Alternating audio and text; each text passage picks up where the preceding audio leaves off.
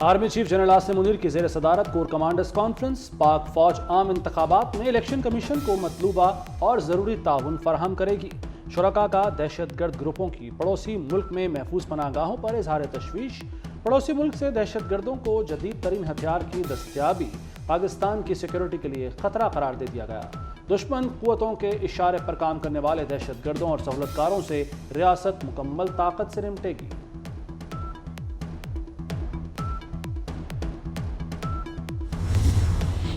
Election के साथ आज़ादाना माहौल देना ज़रूरी है। एक भी कारकुन शहीद या जख्मी हुआ तो जिम्मेदार चीफ इलेक्शन कमिश्नर और चीफ जस्टिस होंगे। मौलाना फजलुर रहमान ने खबरदार कर दिया। अमन व अमान पर चीफ इलेक्शन कमिश्नर कहते हैं दुआ गो हूँ, बदअमनी की वजह से लोग वोट डालने नहीं निकलेंगे। इलेक्शन कमिश्नर अदालती हुक्म का पाबंद है तो आज़ाद कैसे हुआ? पीटीआई के साथ कोई ज्यादती नहीं हो रही।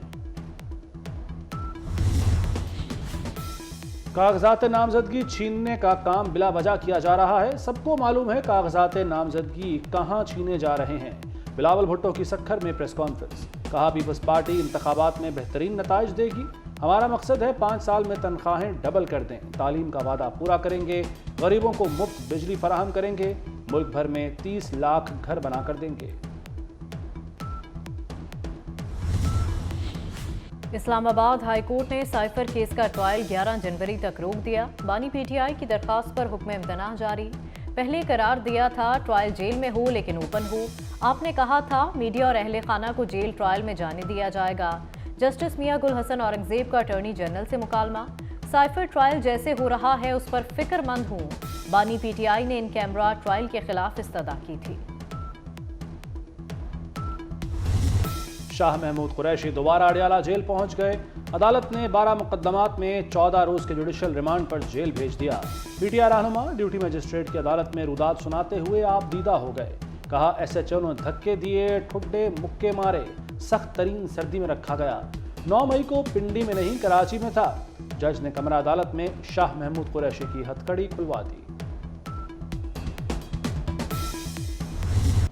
पीटीआई को बल्ले का निशान दें या पेशावर हाईकोर्ट का फैसला चैलेंज करें। Chief election commissioner Sikandar Sultan Raja की ज़ेर सदारत इजलास में हतमी फैसला ना हो सका। इलेक्शन कमीशन पेशावर हाईकोर्ट के फैसले पर दोबारा इजलास करेगा। मामले पर दोबारा गौर होगा।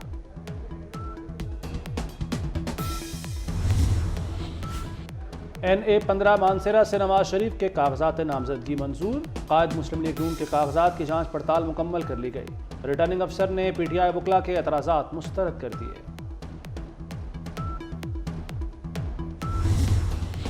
वज़ीर तिजारत गौहर एजाज का दौरा कराची। गारमेंट सिटी के 300 एकड़ अराजी पर जदीद इंफ्रास्ट्रक्चर कायम करने का फैसला।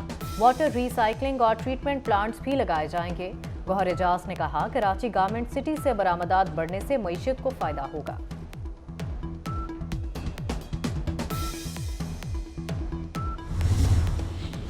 वजारत दाखिला की IG और DC इस्लामाबाद को तब्दील न करने की दरखास्त।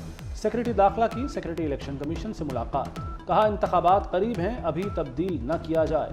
सेक्रेटरी दाखिला की सिफारिश से मुताल्लिक हतमी फैसला इलेक्शन कमीशन करेगा।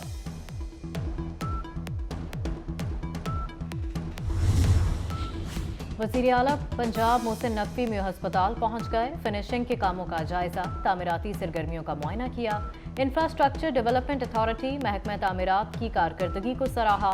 मोहसिन नकवी ने कहा जनवरी के आगाज में इमरजेंसी ब्लॉक को खोल दिया जाएगा। मरीजों तीमारदारों की सहूलत के लिए मुनासिब साइन बोर्ड्स लगाने की हिदायत।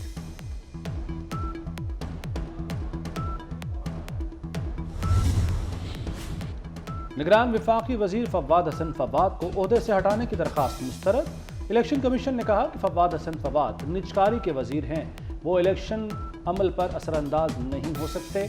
उनके खिलाफ दरखास्त जाती रंजिश मालूम होती है। पंजाब के मोहसिन की लाहौरियों के लिए बड़ी खबर। नए तरक्याती मंसूबों की मंजूरी मिल गई। हुकूमत ने cream market signal free corridor मंसूबा बजट में शामिल कर लिया। काबीना कायमा कमेटी खजाना ने गड़ी शाहू जंक्शन की भी मंजूरी दे दी। वजीर आला की सरबराही में अहम इजलास। दोनों मंसूबों को रवा माली साल के बजट में शामिल किया गया। गड़ी शाहू जंक्शन को 3 अरब 70 करोड़ दिए जाएंगे।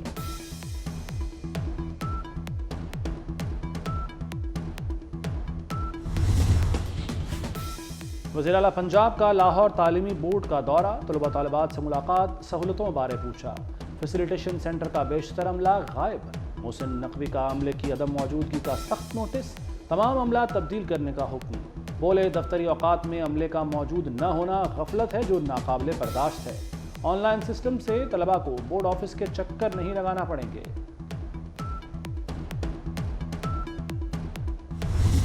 गजा में इसराइल के वहशियाना हमलों में कमी ना आ सकी। इसराइली बमबारी से मजीद 200 फ़लस्तीनी शहीद। शहदा की तादाद 21,110 हो गई।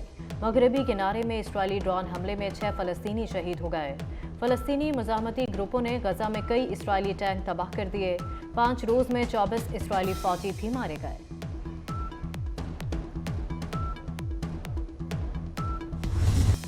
अरबपति बिजनेसमैन और ग्लॉक एंड गन मुतारिफ कराने वाले गेस्टन ग्लॉक 94 साल की उम्र में चल बसे। ऑस्ट्रिया के गेस्टन ने पर्दों के रॉड और चाकू बनाने से काम शुरू किया। अमेरिकी पुलिस के 2/3 एहलकार ग्लॉक हैंड गन इस्तेमाल करते हैं। गेस्टन ग्लॉक की तैयार करदा हैंड गन अमेरिका और दीगर 48 ममालिक के एहलकारों के ज़ेरे इस्तेमाल है।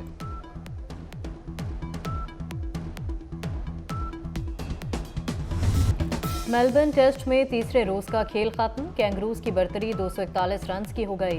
ऑस्ट्रेलिया ने 6 विकेट पर 187 रन बना लिए। मिचेल मार्श 96 और स्मिथ 50 रन बनाकर आउट हुए। पाकिस्तानी टीम पहली इनिंग्स में 264 रन पर पवेलियन। और आईसीसी ने T20 प्लेयर्स की ताज़ा रैंकिंग जारी कर दी। भारत के सूर्या कुमार यादव का पहला नंबर, इंग्लैंड के फिल सॉल्ट दूसरे नंबर पर आ गए। मोहम्मद रिजवान तीसरे और बाबर आजम 5वें नंबर पर चले गए। बॉलिंग में आदिल रशीद का पहला, राशिद खान का दूसरा, रवि बिश्नोई का तीसरा नंबर। टॉप 10 में कोई पाकिस्तानी बॉलर शामिल नहीं।